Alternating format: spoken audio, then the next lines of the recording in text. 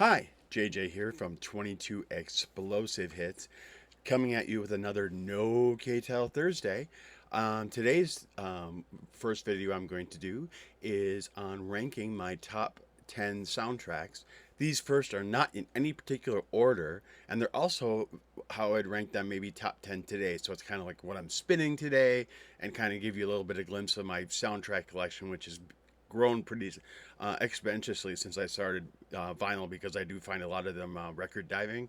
And also, one of the main ways that I get into music is from movies, because I'm a huge movie buff. And so when I hear a song in a particular scene, or I hear a song in a montage, something like that, I'm attracted to it.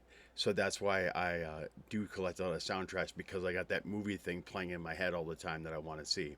So the first one I'm going to show is the soundtrack to Oliver and Company. This was an animated film that I believe came out in 1988.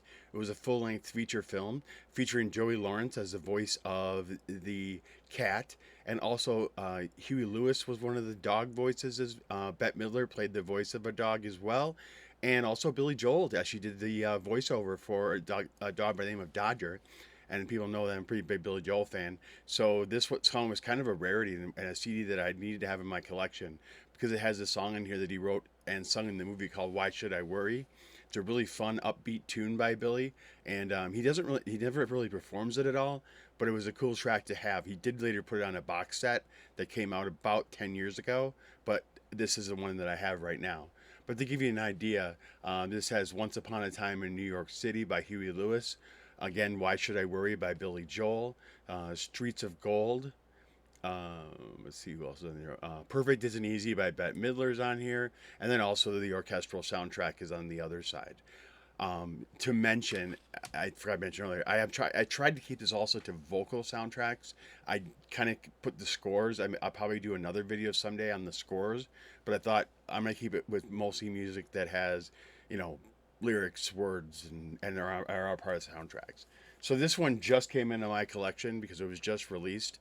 Almost Famous soundtrack. They re-released this. There's a super deluxe box set if you want to go after it. But I just wanted to have it on vinyl and in my collection, and a decent copy as well.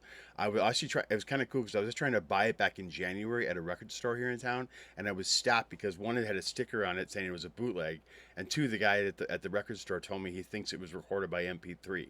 So I'm glad I didn't buy that one, and I got this one. I did listen to it now about 4 times. It's been playing in my office, and I love it. It's a great soundtrack. I forgot how good it is.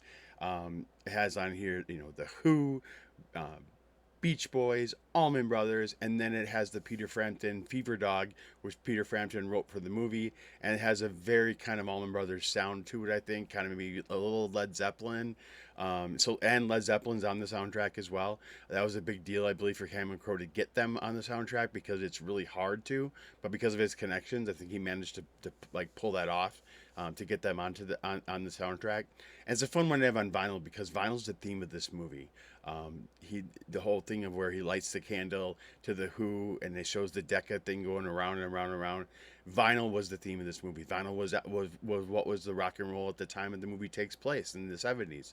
And also to mention too, this also has Elton John's "Tiny Dancer" on here, which is a key pivotal scene in the movie, and probably a scene in the movie that I rewind back and forth all the time.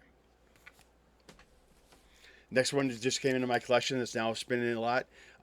This would be technically the first Ramones vinyl that I own. I do have a lot of Ramones on CD, but I do not have a lot of vinyl, because I more or less in the last few years is when I started recollecting my collection and record diving and getting a turntable and all that stuff again, to get part of the vinyl and have the artwork. One is, I'll say, I love the artwork and the cover of this record, for Rock and Roll High School. I'm not sure about the movie. The movie's fun because the Ramones are in it, and that kind of thing. I do somehow enjoy it, but the music was amazing. And so here's the back of this one. And just to give you guys the list of the tracks that have been on this one, just so I get it correct. Rock and Roll High School by the Ramones.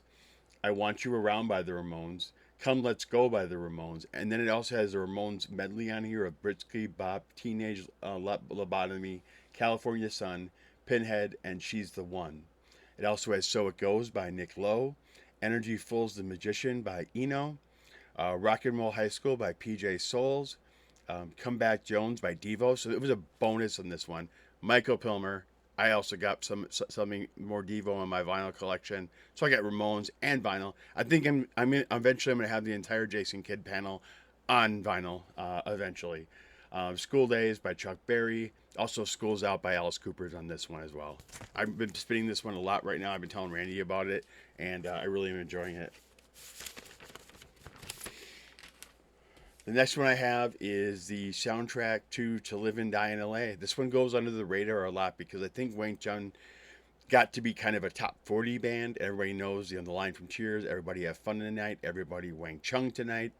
So the first side is them doing all vocals tunes for the soundtrack To Live and Die in LA, and the second tune, what's cool is that Wang Chung actually did the instrumentals to this one as well. So this is a really cool soundtrack. I recommend it for anybody if you just want to spin it. If you haven't seen the movie, I think the music is exciting even if you haven't seen the movie. The way that some of the tunes and the way the instrumentals and everything are just really good, and it's a really good movie. Next one would be Risky Business. I do have the soundtrack to this on vinyl.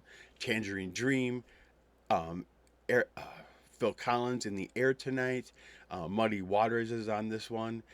Great soundtrack, great movie. It got kind of classified as being one of the teeny bopper films of that era, but it's not. If you watch it, it has a lot more depth to it. It's a really good independent film, really good concept, really good story with Tom Cruise. And I think Tom Cruise did a phenomenal job. And of course, this has old time rock and roll on it, which we all know the scene with him in his underwear dancing to this. But there's so much more to the soundtrack than just that tune that gets so popularly played. The next one I have is The Commitments. I love The Commitments. You'll not know this, but Alan Parker recorded all the music live. My favorite tune on here is actually, I found out later, by the lead. My finger's on him right now. His last name is Arkins, I believe, and he does my favorite. It's called "Treat Her Right," and the vocals by Robert Arkins. The guy that, when he did this movie, the lead singer too of the band, was only like 16 at the time. But originally Arkins was supposed to have his role, but once they found Andrew Strong, they switched it around and gave Andrew Strong that lead singer role, and Arkins became the actor as the one who's organizing the band. However, Arkins does sing, and when the Commitments reunite, tour, whatever, he's really part of of all that, and he really has a really good voice, and I think it goes unrecognized. This was part of my childhood, actually. This is Fame. I always credit this one as the first nude scene I ever saw in a movie. So, to give you an idea of my age at the time, I was like, "Oh my God, they're taking their clothes off." Irene Cara has a nude scene in here. Kind of creepy because it's just some guy that wants to like film her, and shows how people can get sucked into different acting things that really aren't appropriate. Is what it's trying to show. Again, back to back Alan Parker films. Alan Parker directed The Commitments. He also directed Fame. This one also has on here my favorite tunes on here, of course, are the Irene Cara stuff. I love I Sing the Body Electric, Dogs in the Yard, Hot Jam is really cool, and out here on my own. The guy, by the way, McCrane, he who did the song Dogs in the Yard and what's the other one? Dogs in the Yard, and If It's Okay If I Call You Mine. If people know RoboCop, he was the one that turned into like that toxic monster. That was him. He was also on ER. Now, what would I do without a list? This is my favorite soundtracks of all time without showing Hard Day's Night. Hard Day's Night is an amazing soundtrack, really well recorded. I love the fact that the CD that I have is actually in mono. Gave me an idea for what people actually were listening to at that time. I remember my family had the 45 for Hard Day's Night. I'd love to have that now. It's out going at half price book for like $10. This one has the start to finish hard. It's hard, if I fell, but I'm a B-side fan of this one. So anytime at all, I cry inside. Things We Said Today is probably my favorite tune on the record. Yes, I love the chord in Hard Day's Night. I love the song Hard Day's Night. But if I'm going to go to a track on this one, I'm going to Things We Said Today. I'm really not usually going to Hard Day's Night because if I want to hear Hard Day's Night, I could put on the 50s channel on my car, and I'm going to probably most likely hear A Hard Day's Night eventually. But Things We Said Today, I'm really not hearing it very much on radio, so that's probably the one I usually go to when I spin this one.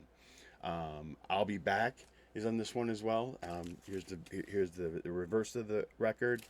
Great one. And on a Beatles side note, I'm one record away from having basically the main collection of the British collection. I can keep going now with Capital and with some of the other releases. I did get the Beatles at Hollywood Bowl on Rachel's recommendation. I had the CD, a bootleg CD, and it was a crap recording. Now that I've heard the vinyl, I really like it, and I have a different perspective and review. So thank you, Rachel. I'm glad you mentioned something to me, and I went and ordered it, and I really like it now. I didn't like my bootleg CD that I had for eons, and actually I had two, and I gave one away because I couldn't. I was like, whoever recorded it, all you heard was screaming, and you didn't hear anything else, and it was pretty bad. And then last but not least, this was part of my childhood as well. This is Beat Street. I love the one by Grandmaster Grandmaster Melly Mel and the Furious Five, the Beat Street Breakdown. I can do the whole song. I amaze my family if it comes on the radio or if I put on my in the car. I know the entire rap from start to finish, and it's like a 10-minute song, and it's really good.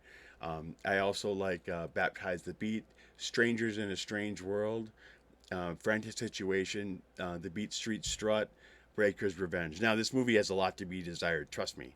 But the soundtrack to me is part of my childhood. It's something, and whenever I want to do a go-to spin right now, I'm also playing Beat Street. So, that is the top 10 soundtracks that I'm spinning right now.